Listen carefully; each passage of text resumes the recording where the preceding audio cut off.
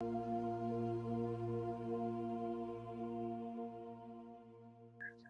everyone, Namaskar, and it's beautiful to see that despite all the beautiful weather, and there are so many entertainments going around on the television screens and everywhere else, and in the family, that you are still taking time out to understand the most important to some, and for most, it is rather confusing, called the Vedanta. Let us that talks a great bit of commitment on your part. So congratulations for your sincerity and titiksha. It reminds me of Viveka, that you realize what is real and what is not real, while being in the not so real world, continuing to be real and holding on to the real and acting on both the world real and not real. And then detachment, vairag, you are bringing in that beautiful vairag by realizing what is not right and what is right. Shama, calmness of mind. All these are going to be the result of this beautiful journey. Dhamma, controlling of your senses. Uparati, not letting go everything outwards, outwards, outwards, and everything apparently is out there. From there, we go into say in here, not out there.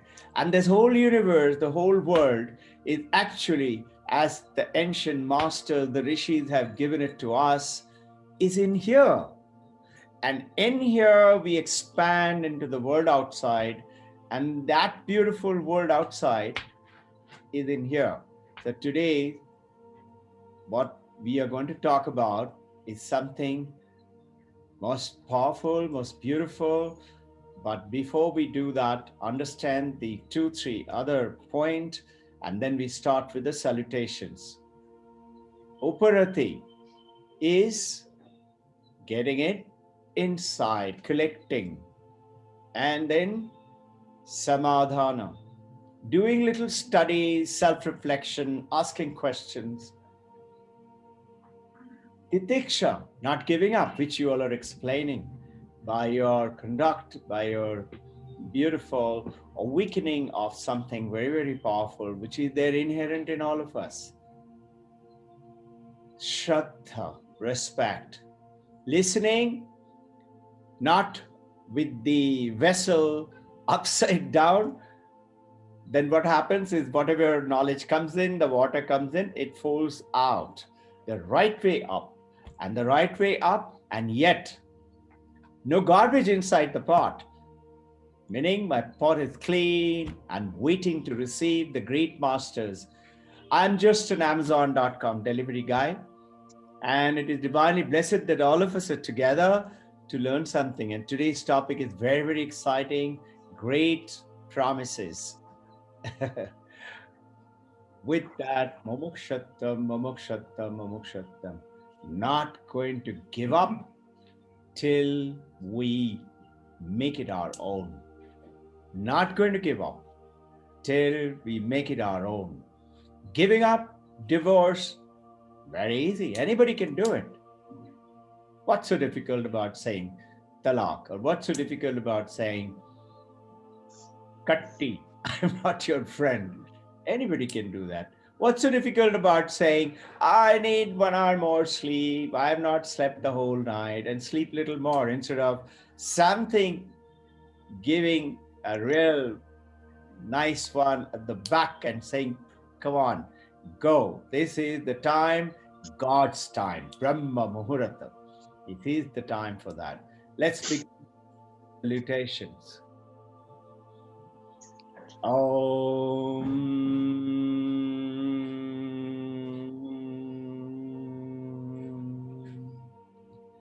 Asato Ma Satkamaya Tamaso ma jyotir gamaya mrityurma amritam gamaya. Om Shanti Shanti Shanti. O Mother, the Supreme Brahman, Brahma-rupi Mother, Kalpa Yogi Mahavatar Babaji, the Deathless Master, Brahma Vishnu Maheshwara, the gods and the gurus of all religion, Paramahansa Yogananda, Sri Sri Yukteswar Giri Lahiri Mahasaya, Sri Sri Swami Sri Vivekananda, Holy Mother Sharadama, Paramahansa Ramakrishna,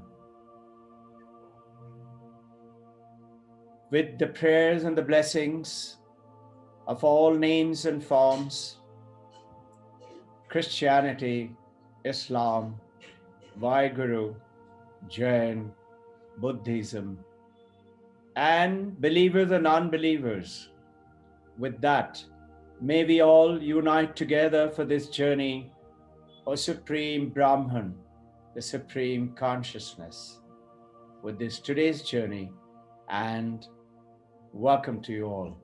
What we have today is something phenomenal and something which has always been bothering. What is God? Who is God?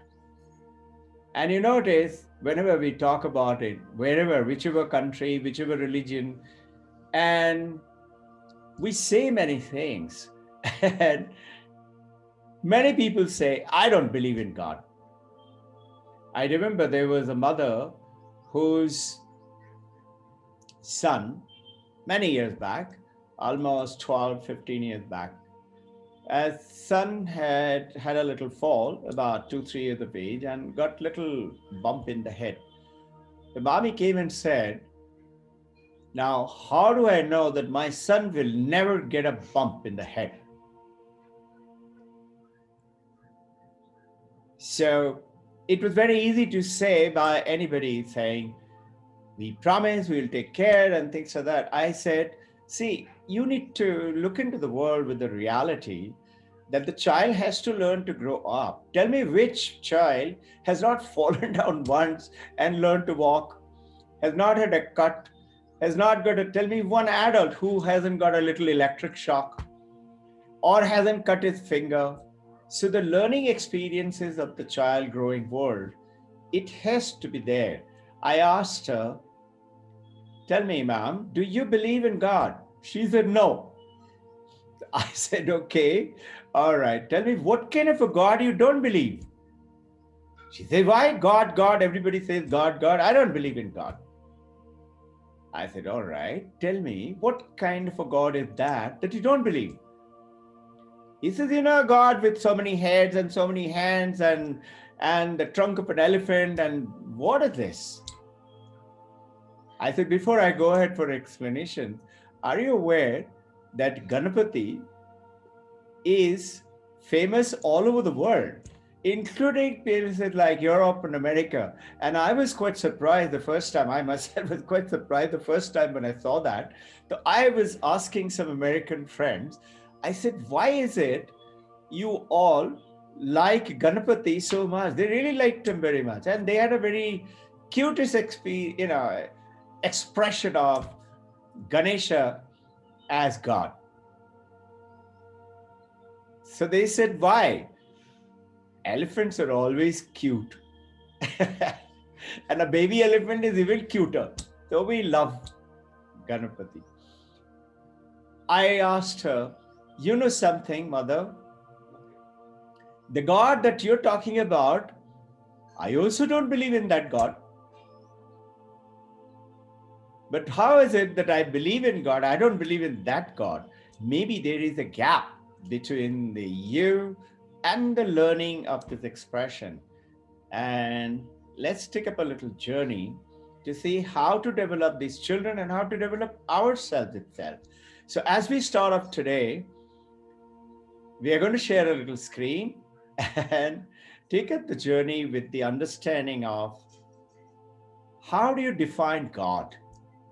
And anything that you talk about in the world, in today's world particularly, you have to have some kind of a technical definition. Now, how do you technically define God? We shall take up the journey with the prayers to the gods and gurus of all religion, that may you and I, we all be blessed. May, at the end of it, have the promises realized that we all will walk out from here with absolute clarity and understanding what is God, who is God, and how can we experience God. In the beginning, the understanding is very simple. If what the great masters for thousands of years and all religion heads of great prophets and messiahs have told the mankind, and the process of the religion, in whichever way we practice it, is for betterment, better living conditions for all human beings, then how can it not be experienced? Today, we shall certainly make that attempt, in which I would like to take you across to a little screen, and let's go ahead. This one here. So, defining God. Taittiriya Upanishad 2.1 in Krishna Yajurveda, it gives us a beautiful statement. Satyam Jnanam Anantam Brahma. Satyam Jnanam Anantam Brahma. The reality, Satyam, Sat. We understand Sat generally by the word is truth. And truth is reality. And truth always wins. Remember Mandukya Upanishad? Satyameva Jayate, which is the part of our Ashoka pillar. It's the reality. Reality meaning it's real. Jnanam is knowledge. Anantam, infinite, is Brahma. As per Vedanta, the ancient sayings, the definition of God, which is Ishvara, which is Brahman. Brahman is the Vedantic name of God, Ishvara, is Brahman. So what is Brahman? Now we will start to take on that. What is real? What is Satya? And how do we proceed from one to the other? What do we mean by knowing Brahman? Three questions will come up. Firstly, when we say Brahman, you would be asking, what is Brahman? So we got a little idea. The Brahman, as per the Vedantic expression, is Ishvara, is God, and we are wanting to take today, what is the definition of God? What is God? What do you mean by knowing Brahman? And what do you mean by the highest achievement that we will do, great promises? What is that? And actually, whenever you tell a child that if you do this, you will get that, and they always say, okay, what is the price? So what is the price? At the end of it, Vedanta goes ahead and tells us, Taittiriya Upanishad, that you will attain the infinite attainment, whichever is attainable, slightest of the thought and the wish will become yours. Now, Brahman is talking about Satyam, Jnanam, Anantam, Brahman. Brahman means swelling without limit. Are you with me? Swelling, expanding continuously, no limit. Anantam, let's break it down to antam means limit. Anantam meaning no limit. So how can it expand, continue to, in very simple, it means in English, vast, just vast. Notice, there is no vast country, it's not a vast ocean, it's not a vast palace, it's not a vast land, it's not vast, understand, not vast he, vast she, or vast it, just vast. That is the other name called Anantam, infinite, infinite, Brahman. Now, as per Vedanta, Antam or limit has got 3 criteria. Number 1, it is called in Sanskrit Desha, Kala, Vastu. Desha is space, Kala is time, and Vastu is object. Let's take one by one. Desha. Desha is space. So if you look carefully, anything, let's say India is vast, America is vast, but there is a limit. So there is a limit to that space. You and I are limited right now. I am in this chair, I'm not in your house. You are in your place, but you're not in your neighbor's house. You are in India, in Pune right now, or in Canada, or in Singapore, or in Philippines, wherever you are, but you are limited there. You may be in America, you are not at the same time somewhere else. So you're limited. A space contains you. At the moment you go beyond that, vast. Vast is expanding infinitely. 20 minutes over? It is infinitely expanding.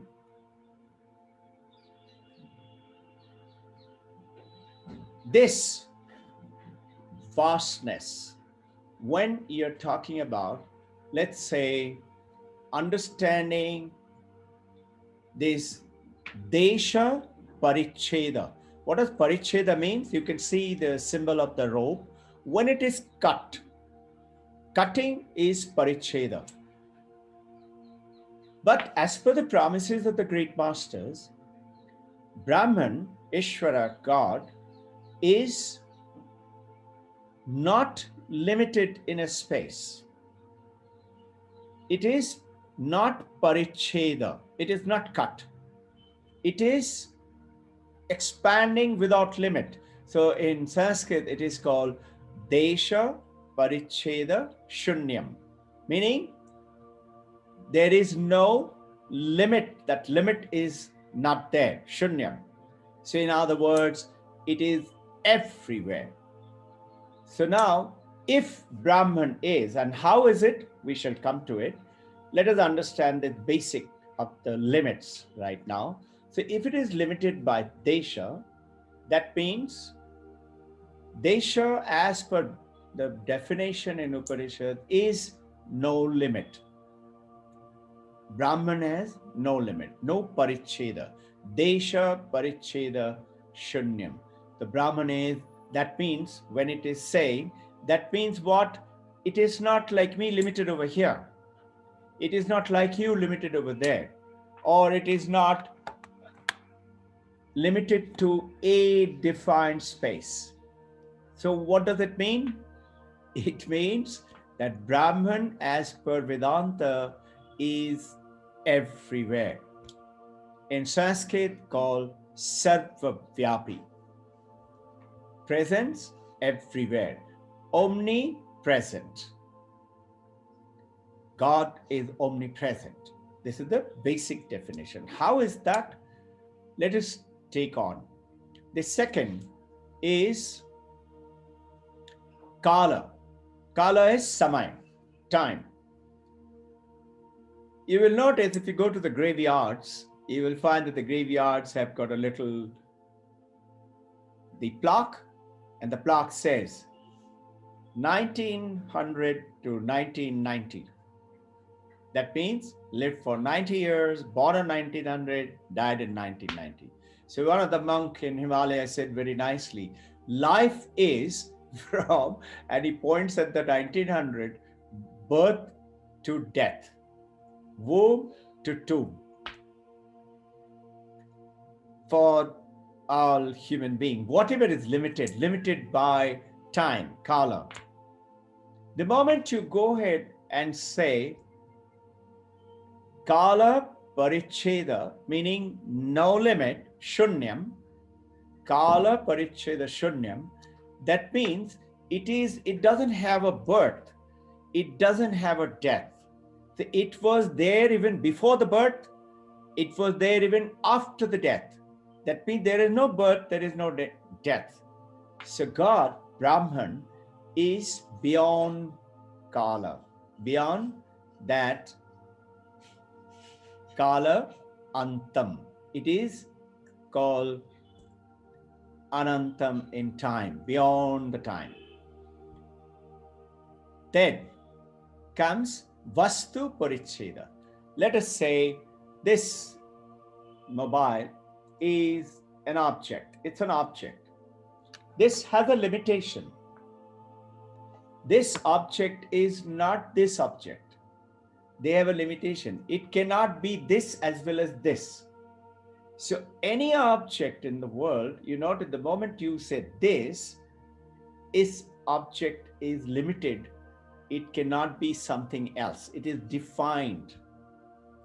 And when you go ahead and tell that this is without any limit in terms of vastu paricheda shunyam, so all it means that it is not limited by an object. In other words, look carefully. In other words, what does it mean? It is there in this object, as well as that object, as well as this object, as well as everywhere, every samay, time, and in every object. In other words, sarvavyapi. And it also means advaitam, not dual. Advaitam, meaning it is not dvaitam, limited to one or two. So there is one great monk under training in Tapovan, high up above the Gangotri Gomukhi. He was under training and he has now got a big ashrams all over the world. And he was taking his training with Tapovan Muni. So when he was going ahead with this definition, so he asked, if this is so, then why do we have this Allah and Christ and Kali and Shiva and Vishnu? So the master, Tapovan Muni, did not answer. The next day, as the sessions began, at the morning, as the session began, his guru suddenly asked this monk, his name is, by the way, Chinmayananda. You've heard about Chinmayananda ashrams, and it is written by him about this experience. Chinmayananda Muni was suddenly asked by his guru, Tapovan Muni, get me some water. Now, this ashram is there in Tapovan, and the Ganga river is actually almost 70 odd feet below. It is after Gangotri Gomukhi coming down, it's almost 70 odd feet, 70, 75 feet below. He was surprised. Chinmayananda Maharaj Said he never asked for water like this, and in this cold weather, wanting to drink water. Anyway, Guru's Adesh, so he took the lota and he went down, and crystal clear water. The water is so beautiful. If you throw a coin, you can read the denominations of the coin from top of the surface. It's that clear. So he filled up the lota and came up and went to offer him. As he entered the door, and Tapovan Muni shouted at him, "What is this? What have you brought? What did I ask you?" Now Chinmayananda Maharaj was a little surprised. He said, "Sir, you asked for some water." He said, "Yes, I asked for water. What have you brought? You brought a lota filled with water." "I didn't ask for lota. I asked for water." And Chinmayananda Maharaj, he is very intelligent, very smart. Instantly, it struck him the truth of the question of yesterday. Are you with me? Are you understanding? He said, "I wanted water. I didn't ask for a lota or a glass or a tumbler full of water. I just wanted water." So what is the understanding? In this universe, anything that you have to experience it, you have to have nama, rupa, and personality, name, form, and conduct. So the lota gives the actual usage of that water. Without that, how are you going to? So Kali, Shiva, Allah, Christ, all these are given to this infinite, vast Dvaitam. And this is where comes in Swaguna Brahman discipline, Sankhya philosophy, and what we are now talking about, Advaita, not Dvaita, in the Advaita.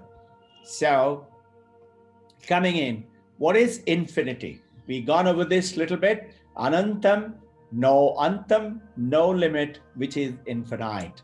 Limited has desha kala vastu. Everything we know has a limited space. Every entity we know has a beginning and an end. Everything has an identity limited to being a particular object. We know those things as so-called object. So what's next? Desha paricheda shunyam, devoid of any limitation in space, is omnipresent. And Nityam will not be Nityam. Kala Paricheda is no limitation, eternal, and Brahman is without any limitations by time. And so is the Vastu. So it is non-dual, it is Advaitam. Now let's look at the definition. Satyam, as per Taittiriya Upanishad, Jnanam, Anantam Brahman. What is Satyam? Satyam is reality. What is real? Whenever we say real, it means I see an object. I say this is real. And I say it exists. Real meaning exists. So often you say, no, really? Is it true? Is it real? Meaning, does it exist? And the moment you want to perceive the existence, you do that with 5 senses: eye, ear, nose, throat, your touch and taste experiences of taste, of vision. Now look at one factor. Everything around you, everything in the world till today, whatever you've seen is what? Light reflects on that object, enters through the cornea, through the eye, and goes to the brain neurons, which in turn makes a synapsis and sends a message to called vritti. Vritti is a thought, and that thought is experienced by the mind, but the mind cannot experience it. To make it real, it becomes real only when the consciousness throws the light onto the mind. Imagine I'm unconscious, I'm in coma, I cannot experience my mind. So my senses are dead. If I'm unconscious or if I'm in coma, or am I in deep sleep? I'm absent-minded, it comes to the periphery in the Jagrat state. Recollect, Jagrat, Sapna, Susupti, awakened state, dream state, deep sleep state. But what is consciousness? Connecting Mandakya Upanishad knowledge, Turiam, the fourth state. That's consciousness is making this isness. So a chalk writing is. What is real? That chalk exists. This, the Bluetooth earphone exists. The table exists. The man is. The woman is. Now, is it Brahman? Because it is real? No, it is not. Because what does it say? It says, whatever is real is Brahman, yes, but it has got other qualities. It is infinite. It is not infinite, it is limited to this space. So now what? We are actually getting into trouble. You say that, okay, Brahman is infinite, Brahman exists, then why isn't that Brahman, that God, that Ishvara, if it is omnipresent, it is also present here? That means God should be in this, God should be in that mobile, God should be in this computer, God should be in this table, God should be in you and me. Then why? Where is that God? Show me. I want to see that God. So, understanding it now, instead of the reality as chalk is, dog is, dolphin is, woman is, man is, mountain is, desert is, it is isness. This isness is the Sat. Vedanta goes ahead and explains isness is existence. Existence, chalk. Existence, the Bluetooth earphone. Existence, computer. Existence, mobile. Existence, woman, man, boy, dolphin, dog. Existence is you and me. Now look at the definition. Existence is everywhere. Tell me any place where you go down, that is, there is no existence. What does that mean? Think. Where is no existence means non-existence. There is no isness means is not. That means it just vanishes. So now look at it. A gold is, but we are looking at the ring, the necklace, the bangle. But the necklace, the bangle, the ring is because of the gold. I'm not searching for gold elsewhere. The gold is in the bangle. It is not true to say that the wave, the bubbles of the froth and the ocean has water in it, like as if the water is in a bucket. I can take away the water and take away the bucket. They're two different objects. But can I take away the bucket? Can I take away the water from the wave or the ocean or the bubbles of the froth and the ocean stays? Wave stays. It does not. It is that water is appearing as the wave, as the ocean, as the bubble and the froth. The isness, imagine that existence is a vast expanse, infinite, everywhere. Wherever it is not, meaning it doesn't exist. There is no existence then. Nothing can exist if the existence is not there. So now, coming back to the definition, existence is that Sat is infinite in Desha, in space, in Kala, in Samay, in Vastu, in object. Existence is everywhere. Satyam means real. That which is unreal can never come into the existence. It would not be there. If I take away the gold, the rings and the bangle and the necklace vanishes. So it can never go out of existence. Existence can never go out of existence. If I write it down, it's a very beautiful experience. You write it down. And this was actually proved by Bertrand Russell in his book on experience. He's saying, okay, you take two properties. Let's say a chalk, writing chalk. Chalk exists, chalk is white, correct? So in other words, chalk has got two properties. Chalk exists and chalk is white. Now rewrite that. If you write it in a piece of paper, you will understand it much better. I don't have a board over here. I have to write it on the screen to show it. So try and imagine this, or you write it in your own self. X is chalk, such that it is white, it exists. This Bertrand Russell is explaining.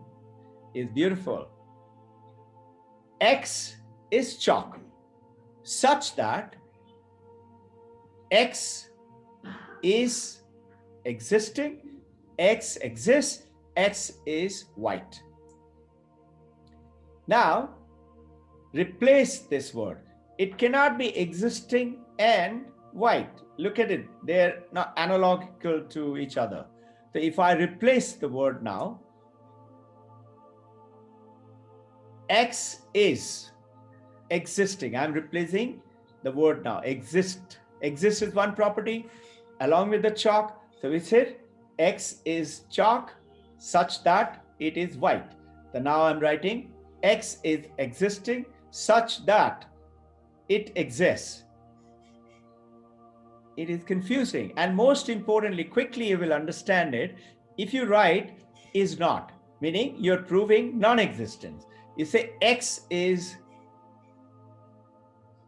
existing, which is not existing. If you write it in a piece of paper, otherwise it will look confusing to you. When you write it, it's very simple to say it cannot be. It cannot have. Now look at it. Just explain the whole thing by existence. X is a chalk which is existing. X is existing everywhere. Existence is infinite. Now, Satyam is real, which is unreal, can never come into existence, and which real, which will never go out of existence. Let us see now. We have gone over this.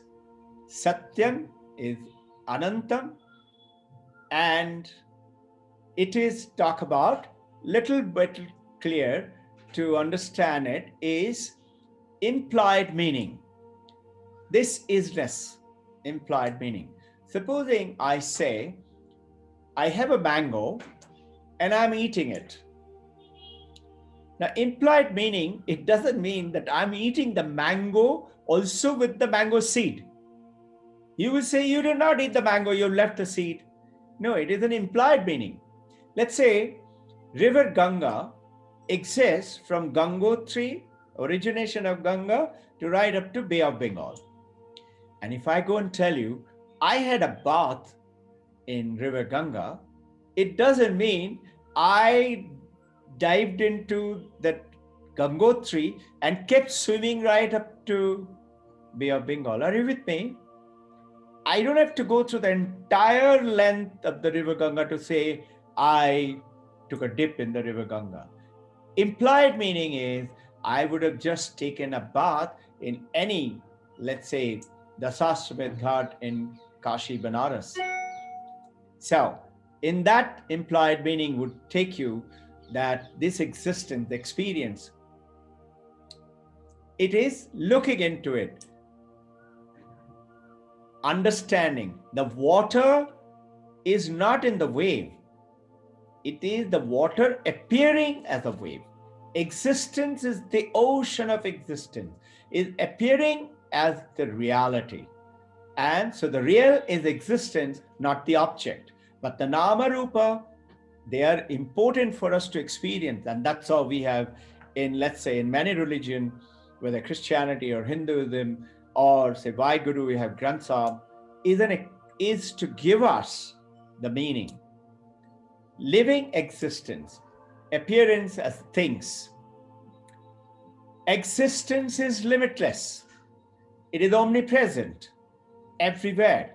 And there is no time when existence is not. Existence was always there.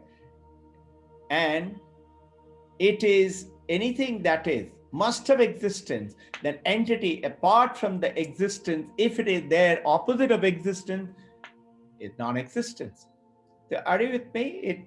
If you look at it very simply and clearly, how is God, is Brahman, is always everywhere present. That means he is existing right now here, right now there. And where is that? I cannot remove the water from the wave and the wave will exist. I cannot remove existence from me and I continue to exist, or that anything that you see in the world today. Now, we talked about this, about the Shiva and the Kali. Everything is without the isness, it is not. Now, what is Jnanam? Jnanam is knowledge. Knowledge is Brahman. Knowledge, feelings, etc. Anything that you think about, let's say I am a weakened state, I'm experiencing everything, experiencing. That itself is becoming the knowledge. Through what? That light, through the cornea, to the mind, and that vastness of the world through the vision, through the eye. I'm experiencing the visual experience. Let's say noise, sound. I'm experiencing it with the ear. But look at it now, the vastness of taste or touch or listening or vision or smell. 5 senses, 5 experiences coming into give me the knowledge. But where is it going? To the mind. The whole thing is going into a thought called Jnanam, to thought, and which is being done by the mind, which in turn is being experienced by consciousness. One consciousness is now becoming Jnanam. Are you with me? Whether visual, auditory, touch, taste, smell, everything is 5 senses. Millions of things till today, whatever we have experienced, be it our age, of the world, of the universe, of the television, of the computer, everything is through that thought. The thought is vritti. Vritti is enlivened by the mind, and mind can't do it unless that one alone consciousness gives the power, like the moon takes the power from the sun for it to lit. The mind lights up and brings the whole knowledge of the world, of the 5 senses, of the body, through that one consciousness. So Sat, Chit. Chit is that Jnanam. Satyam, Jnanam. Jnanam is consciousness, is Chit. And thoughts, Chaitanyam. All the experience is Jnanam, but Jnanam cannot be Brahman only, because if I'm experiencing eating up the mango or an ocean, it's limited. It cannot be limited. But now if you look at it like we did it on the existence for Sat, you look at the experience Jnanam from consciousness. Every Jnanam is different from each other, but it is lit up by the consciousness. Consciousness, Chit, is Brahman. It is aware of everything till today that whatever you're experiencing, you're listening to me, you can't do it unless you're conscious. You're interacting, assimilating, gaining knowledge, or challenging it, waiting to ask a question because of the consciousness. All that consciousness is there, is all time. Consciousness through the time was always there, will always be there. it's like take a bucket of water. I take it inside the swimming pool. I'm moving it. Notice the water is there. I'm not moving bucket of water from right side of the page to the left side. Easier to understand is space. Space is everywhere. I take that glass from right to left. Is the space moving with it? The water, supposing it has got half filled water, it has got half filled water. If I move it from right to left, the water is moving with the glass. But now look at it, is the space moving with the water? Moving with the glass? It is not. Space continues to stay wherever it is. The glass moves through the space. You and I occupying some space right now. I go to another place. This space from here is not a go out. Difficult to understand. Okay. Let's look at it. This light is lighting up all of us. Now, before I came in here, there was light here. When I came in here, different light didn't come. Light remained here. I'm going to go away. Everybody is going to go away. Light is now falling on all of us. When I go away, is the light going to go away with me? No, light is going to continue to stay here. So the light is always there, provided the light. Let's say the sunlight. Notice one more thing. Sunlight is not attached to anything. Space is not attached. Sunlight falls with a dirty object, holy object, let's say a wine, pitcher of wine, doesn't get drunk or doesn't get dirty by falling on a dirty object or doesn't get holy by falling. Same thing is with the space, and same thing is the consciousness, Chit. Sat and Chit is pure existence, pure consciousness, and that's what God is everywhere, everything. Now, so you will say, all right, so God is Brahman, Brahman is Atman, and Atman is Sat, Chit, Anantam, infinite presence. As per Vedanta, whatever is infinite is Anandam. So you hear this word Satchidananda, Satchidananda, Satchit Ananda. Whatever is Sat, whatever is Chit, whatever is infinite is always Ananda, always joy. How do we get to that? We will have to do another sessions for that. So the absolute is Brahman, existence is absolute, knowledge is absolute, Anandam is absolute, and wherever there is consciousness, therefore, there is this very entity called Brahman, existence. Now, with this, Swami Vivekananda goes ahead and tells, it is not that the God is existence, God is knowledge, it is not God is Ananda. Ananda is God, or existence is God. No, the God itself is the entire existence. The God Brahman is the entire consciousness. And God itself is that Ananda. So now look, you and I, we are existing. You and I have the consciousness, the fact that we are interacting with each other. It is not limited by the consciousness of mind, is not limited by this body or by the mind. It is not limited by my presence in this limit space. The body is limited. Body will be born, jayate, will be born, asti, it will exist, vartate, it will grow, viparit nakshate, it will mature and become strong, and aparikshakshate. It is going to deteriorate with the age, and then eventually nakshate, it will die. Same thing is with the mind. Now,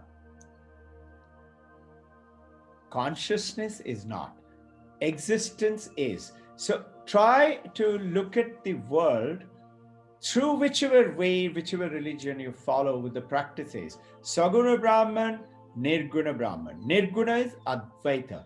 We have spoken about on Thursday's talk about how Madhavacharya and etc. took away from Dvaitavad to Advaita.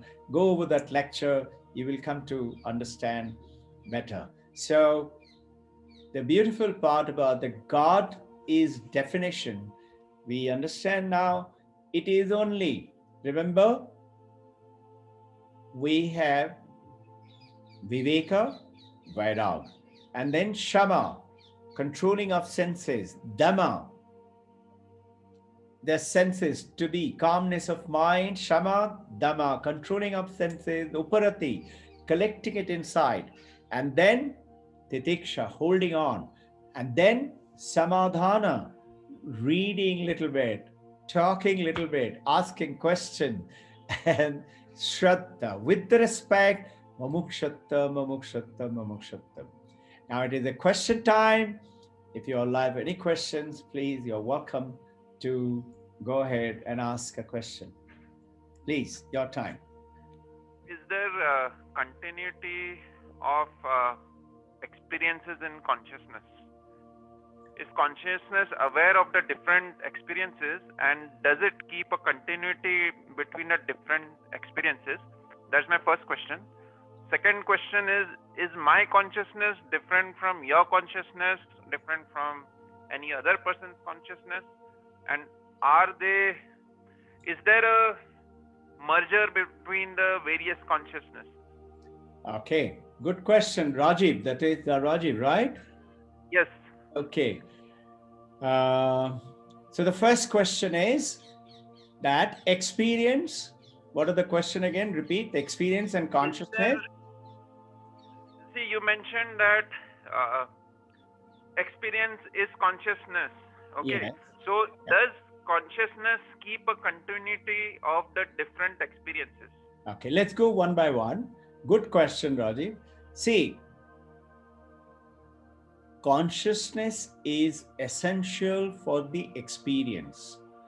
What do we experience? An object.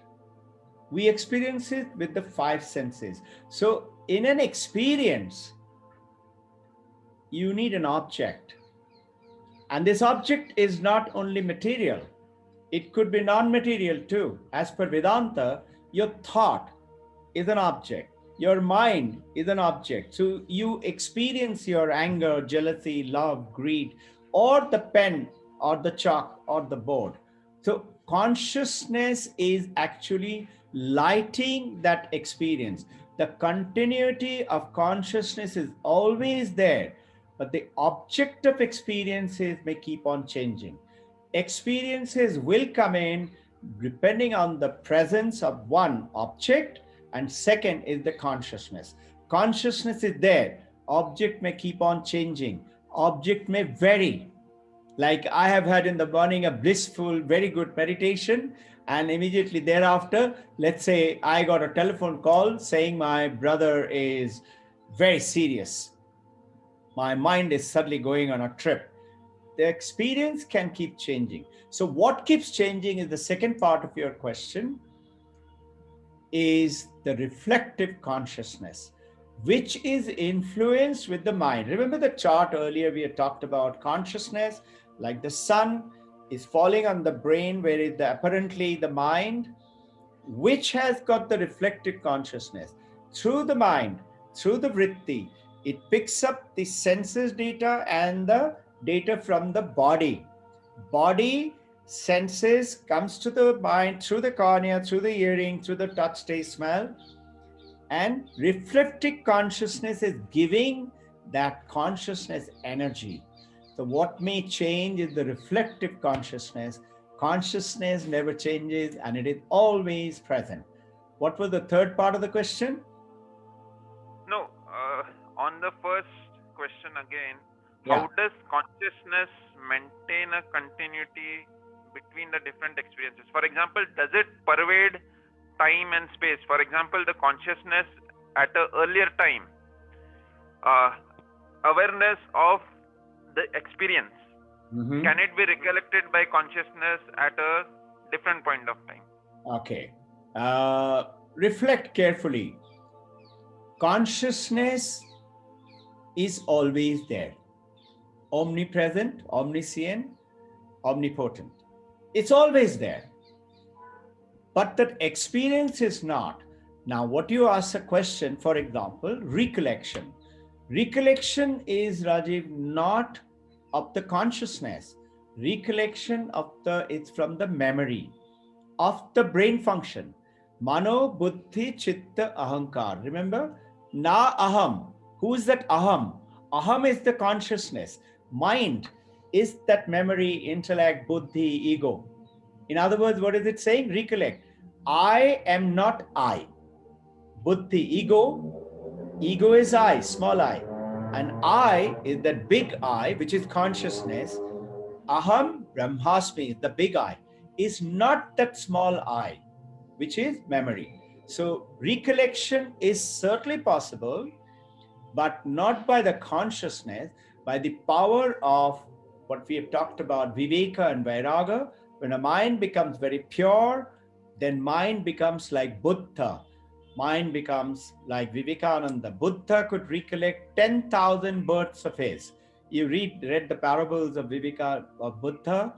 Vivekananda could read an entire encyclopedia of 33 volumes, and he could recollect every page, every comma, every full stop. When yours and mind becomes chitta suddhi, purer, our journey today through the sadhana is towards that purification, so that our mind does become, then everything and the consciousness and that I, that is that Brahman state, which is enlightened state. What is enlightened? It's 12 o'clock. It's oneness. That oneness with the consciousness. Then everything is one. I have recollection, knowing of everything. Does that answer your question, Rajiv? Any other doubts? Yeah. The other part of my, the second question was, is my consciousness different from your consciousness? And is there a point where the consciousnesses will merge of individuals? Yeah, what we colloquially understand is that I'm conscious now, I was unconscious. If you look carefully, understand it very simply, we cannot have an understand, we cannot have an experience of our unconsciousness. Experience meaning consciousness with something. I cannot experience my unconsciousness or my coma. Somebody will tell you when you're in deep sleep, you know when you woke up that I had a good deep sleep. Something was there, and that was that consciousness, seed form of the turiya. But in the unconscious state, in the semi-conscious state, or the coma state, somebody will tell you that, listen, you were in coma. That means you do not experience the both. So what is this consciousness of yours and mine, of the world, of the people around? Consciousness is one, provided you and I come to that Brahman Turiya state. But the one which is yours and my consciousness, we keep saying it is diluted by the presence of the mind, by the presence of the senses and the data, which again, name is reflective consciousness, or in Sanskrit, Chidakash. Chidakash of yours and mine is different, but the consciousness is not, which is who you and I are. So understand it with a simple example. Take the water, different waves on the ocean. Each wave is different in forms and shape and size. Tsunami to bubble to froth, the minim to medium range. So one wave is me, one wave is you, one other wave is somebody, another wave is somebody. And they're all different waves. But when, number one, when the waves all calm down, it becomes one with the ocean. And the ocean and the waves, they were all with the water. I am now one with the ocean. I'm calm. In other words, I merge with the ocean. This is before the actual becoming, reaching the Brahman state, Sampragna Samadhi. I am now ocean. But when I realize I am water, when I realize I am consciousness, every other waves and I, we are one. So when you and I reach that state of the consciousness, then certainly you and I are one. All the waves are water, bubbles and the froth and the spray and the ocean. Everything else is one, water.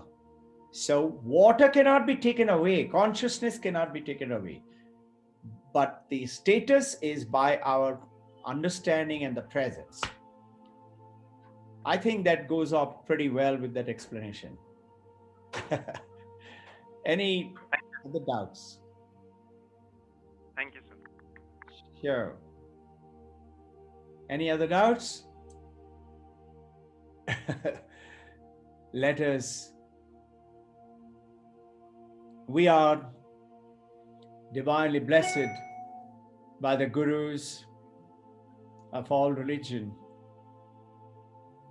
by the gods and goddesses, Saguna Brahman, by the Brahman, Nirguna Brahman. So in us today, we practice every practices of every religion, and yet knowing fully well that we are that water, we are not the wave, is the journey. And the moment we merge with that oneness of the water, towards which we pray to the Divine Mother, Jagat Janani Param Brahma, Brahma Rupi Mother, to Brahman, Nirguna Brahman, to gods and goddesses and gurus of all religion, to bless us that the darkness of the mind is swept away and removed and consciousness alone prevails. There may, with the blessings, be no disparity, no differences of understandings, that our understanding be one with the Supreme Sat Chit Ananda. Om Akasha Shanti, Prithvi Shanti, Vayu Shanti, Agnyaya Shanti, Jalaspataya Shanti, Uttaradesha Shanti, Purvadesha Shanti, Paschimaya Shanti, Dakshinaya Shanti. Om Gaur Shanti, Manaha Shanti, Chittaha Shanti. Send off prayers for all of us to have clearer and clearer linking and connection with the consciousness. May all, with the blessings of the Supreme Brahman, God, Gurus, Divine Mother, Babaji, Brahma, Vishnu, Maheshwara, Vaheguru, Mahavir Jain, Buddha, Jesus Christ, Muhammad, understanding be led to one point of truth, Satyam, Jnanam, Anantam, Brahman. We are blessed.